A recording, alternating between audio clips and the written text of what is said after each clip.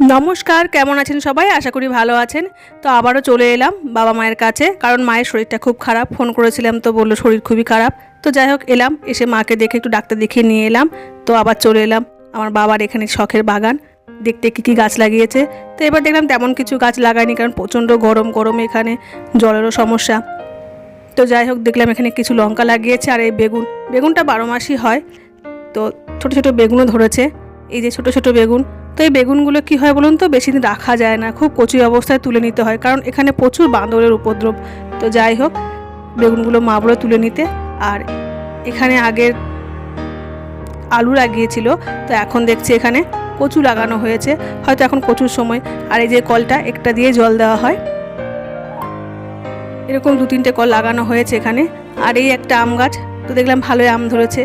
আর এইটা দেখুন লেবু গাছ, একটা লেবু গাছে মানে অজস্র লেবু। এর একটা শর্ট ভিডিও আমি আগেও আপনাদের সঙ্গে শেয়ার করেছিলাম।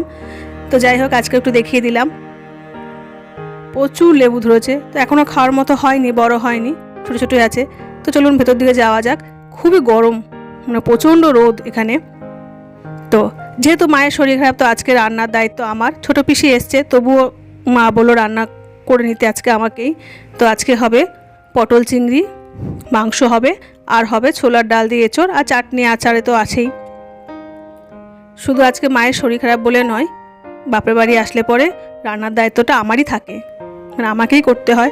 যাই হোক ভালোও লাগে সবাইকে রান্না করে খাওয়াতে, সবাই তো সবসময় আমাদের বাড়ি যেতে পারে না। তো এখানে আসলে সবাইকে একসঙ্গে বসে রান্না করে খাওয়াতে ভালোও লাগে। আর সত্যি কথা বলতে আমার রান্না করতে বেশ ভালোও লাগে। তো যাই হোক যেহেতু রান্নার দায়িত্ব আজকে পড়েছে, তো চিংড়িটা ভেজে নিলাম, এই পটলটা একটু ভেজে নেব। আর আমাদের বাবার বাড়িতে লোক সংখ্যাও অনেক, তো সেই হিসেবে রান্নাটা অনেকটাই করতে হয়। আমাদের যেমন 3 জন, তো সেই হিসেবে এখানে অনেকজনই, মানে বাড়ির মেম্বার অনেক, তো রান্নাটা সেভাবে করতে হয়। কালকে মাকে ডাক্তার দেখিয়ে নিয়ে এলাম, মায়ের সুগার আছে, তো সুগারটা একটু বেড়েছে, সেই কারণে বুকে, কোমরে আর ঘাড়ে একটু ব্যথা হচ্ছে। আর যেহেতু মার অপারেশন হয়েছে গত বছর, গলব্লাডার স্টোন, সেই হিসেবে একটু গ্যাসের সমস্যাও দেখা দিচ্ছে। তো সুগার থাকলে যেমন হয়, নানান প্রবলেম একটার পর একটা হয়েই থাকে। আমাদের বাড়িতে আমার শাশুড়ি, আমার হাজব্যান্ড দুজনেরই সুগার, তো আমি জানি সুগারের পেশেন্টদের কত রকমের সমস্যা হয়। তো সেই মাকে ডাক্তার দেখিয়ে নিয়ে এলাম, নিয়ে এসে রান্না শুরু করেছি, কারণ রান্না বান্না করে আমাকে আবার বিকেলে বাড়ি ফিরে যেতে হবে। আর আমাদের বাড়িতে করার কেউ নেই, আমি ছাড়া। শাশুড়ি অসুস্থ, একদম বিছানা শয্যায়, আপনাদেরকে বলেছি আগেও। তো আমার হাজব্যান্ড দোকান আছে এবং টিউশনি পড়ায়, তো ওনার পক্ষেও সব দিকটা সামলানো সম্ভব নয়। তো ভাবলাম মাকে যেহেতু ডাক্তার দেখে নিয়ে এসেছি, ডাক্তারে বললো তেমন কিছু নেই, সুগারটা একটু বেড়েছে। আর যেহেতু ঘাড়ের ব্যথা হচ্ছে, মাথাটা ঘোরাচ্ছে, মনে হচ্ছে স্পন্ডলাইটিস সমস্যা দেখা দিয়েছে। তো তেমন ওষুধপত্র দিলেন না, বললেন রেস্ট থাকতে আর একটু খাওয়া দাওয়া ঠিক করতে। তো যাই হোক যেহেতু মা একটু ভালোই আছে, ডাক্তারের কথা শুনেও ভালো লাগলো, তো ভাবলাম বিকেলে বাড়ি চলে যাই।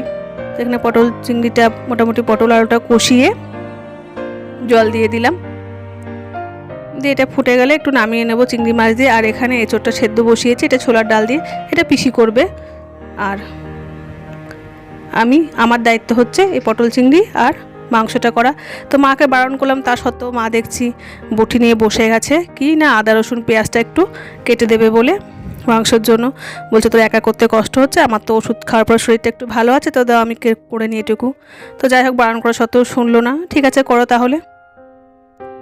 চিংড়ি মাছটা দিয়ে দিয়েছি।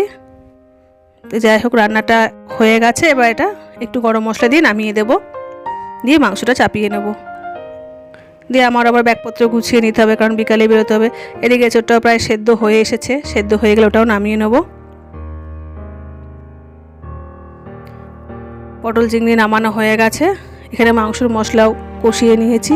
এখানে মশলা বলতে যেমন সবাই যেটা ব্যবহার করে, আদা রসুন জিরে লঙ্কা এসবই দেওয়া হয়েছে।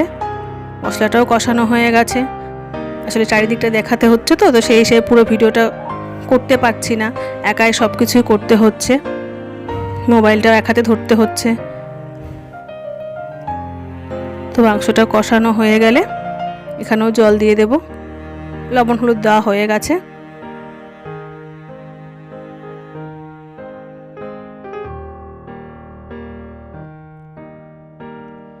এখানে আলুটা ভেজে রেখেছিলাম আগে, সে আলুটা দিয়ে দিলাম, কারণ আলুটাও সেদ্ধ হতে হবে। এটা কষানোর সময় দিয়ে দিলে কী হবে, অর্ধেকটা কষানোর মধ্যে সেদ্ধ হয়ে যায়, বাকিটা ঝোল দিলে পরে সেখানে সেদ্ধ হয়ে যাবে। তো যাই হোক, মাংসটা আমি ওখানে ছেড়ে চলে এসেছি কষিয়ে জল দিয়ে, পিসিকে বলেছি নামিয়ে নিতে, কারণ আমার দেরি হয়ে যাচ্ছে। আর আমি চলে এসেছি বাগানে আবার। এর আগে যখন এসেছিলাম তখন কিছু ডিমাই শাক দেখেছিলাম, এটাকে ডিমাই শাক বলে বা ডিমের শাক বলে জানি না, আপনারা কে কী বলেন। তো দেখলাম দেরি হয়ে যাচ্ছে, প্রায় 2টো বেজে গেছে, আমাকেও 3:30-র মধ্যে খেয়ে বেরোতে হবে। তো পিসিকে বললাম তুমি মাংসটা একটু দেখে নাও, হয়ে গেলে, সেদ্ধ হয়ে গেলে একটু গরম মশলা দিয়ে নামিয়ে দিও, মাও আছে, আর আমি তাহলে কতগুলো ডিমাই শাক তুলে নিই। তো চলে এলাম এখানে কিছু ডিমাই শাক, এটা খুব ভালো খেতে, যেহেতু সুগার আছে আমাদের বাড়িতে, বললাম আমার শাশুড়ি আমার হাজব্যান্ড, তাদের পক্ষে তো খুবই ভালো, কারণ এটা একটু হালকা তিতো। তো এই কটা পেয়েছি, আশা করছি এগুলোতে হয়ে যাবে আমাদের সবার। তো চলুন আবার ভেতর দিকে যাওয়া যাক, প্রচণ্ড রোদ। তো আজকের ভিডিওটা এ পর্যন্তই। আজকের আমার ভিডিও কেমন লাগলো অবশ্যই জানাবেন, দেখা হচ্ছে পরের ভিডিওতে।